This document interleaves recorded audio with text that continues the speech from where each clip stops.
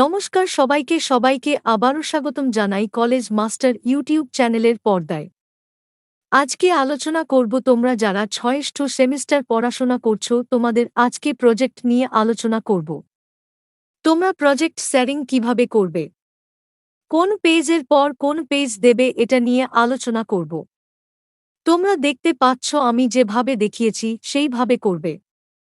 প্রথমে front page, তারপর দেবে অ্যাকনলেজমেন্ট, তৃতীয়ত দেবে সার্টিফিকেট, চতুর্থ পেজ দেবে প্রজেক্ট টেরো, পঞ্চমত project main topic picture photo, ষষ্ঠ পেজ দেবে টেবল অফ কন্টেন্টস ডিসকাশন অথবা সূচিপত্র।